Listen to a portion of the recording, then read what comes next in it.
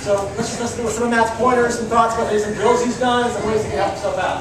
Yeah, first off, you know, like you said, I only play third and first, so I stay away from the outfield. But at any point on defense, you can't be scared to make errors, guys. Errors are going to happen. I think a lot of times people, you know, on defense are worried about missing a ball or not getting to something. Defense is hard, regardless.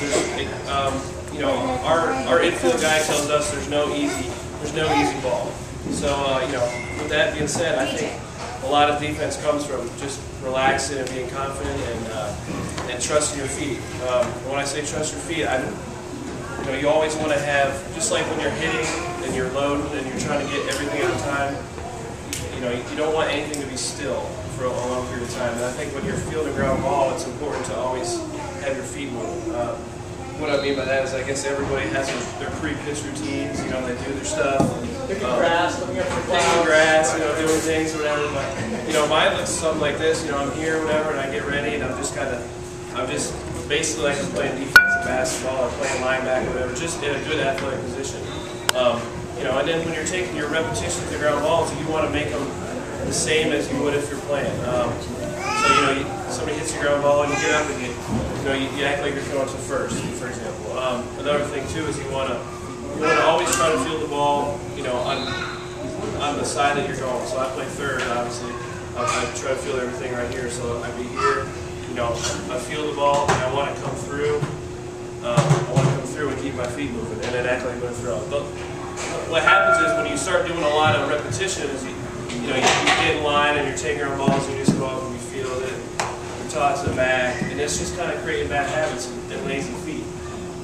One of the things that, you know, you can always improve on everything, but I was instructed this year is to get my feet good. You know, jump rope, do agility, ladders, and I think Dr. Prickett said you guys were doing some agility stuff. That stuff is really important. It may not seem like it because baseball is kind of a slow-paced game, but it's important, you know, to keep your feet going.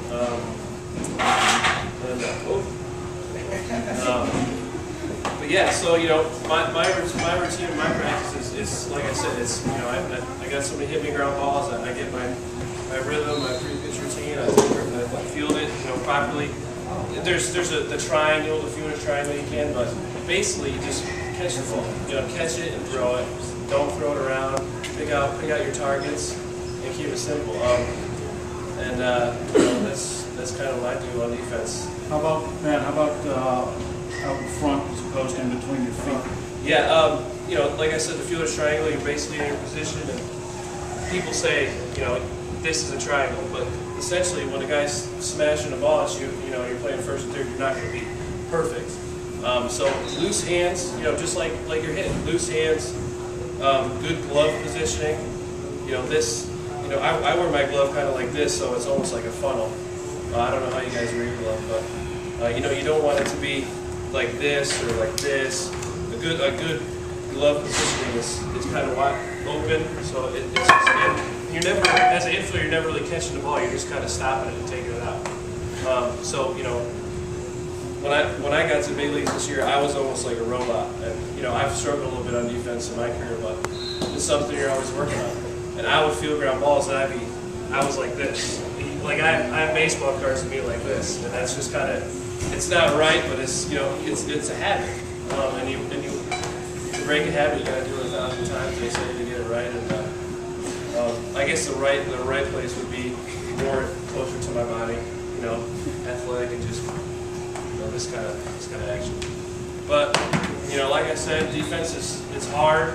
The only way to get better at it is just to take tons and tons of ground balls and then outfield fly balls and just relax and just, you know. When you're throwing, sometimes what guys tend to do is they'll field the ball pretty well. They're a little bit on their heels when they throw. Right. Some of these guys have pretty good arms, so they can get the ball there. Right. They're not really following it. Yeah.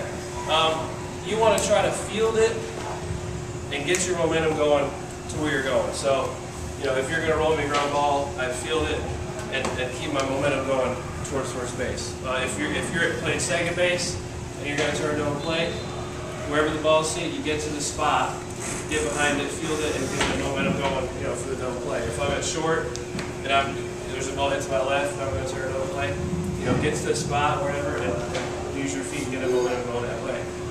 The last thing you want to do is get off balance, making a throw. I mean, guys in the big leagues can do it because they've done it 1,000 times and they know what to do. Yeah. At second base, for a double play, if the ball is going away from you towards first base, To left. yeah, would you want to throw it to first or Yeah. throw it to second? Well, that's kind of along the lines of knowing who's on first, how fast they are, Okay. who's running down the line. Just all the little things like that is what you got to be having in your head when you're playing Okay, defense. thank you. Yeah, so if I'm on first and you're playing second and someone hits over, you can probably go to second because I'm not that fast. But just stuff like that, knowing who's on base and who's running. Tell us about your hands, because What's that? your hands. Okay. If you're playing third, you're catching a relay home from left field. Yep. How are your hands positioned prior to catching the ball? Especially you're throwing it. Right. Well, if as a cutoff man in that situation, you're trying to give obviously the left fielder a target, but you don't want to block the catcher. So they teach us show the left fielder flagging down and just kind of be in here. Okay. Yeah, you're expecting a bad throw, just like you always should be doing on the field. Not expecting a good toss, but just in here and just ready to cut any kind of bad throw. It could be a four-hopper to your left, it could be a high to the right, but you just got to be ready.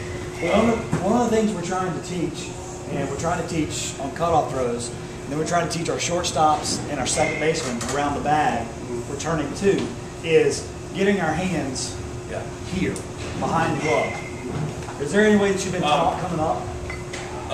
Yeah, you don't. It's almost like if you're a wide receiver in football, you don't want to be running around like this. Right. You want to kind of around the bag. You want to be relaxed, loose wherever they're at, and then as the ball's coming, kind of adjust to it. But you don't want to be hanging around the bag like this because it's harder to get to a bad throw when you're already set up, for a perfect one. So when you're going around, at first you always expect a bad throw. You don't want to be waiting like this.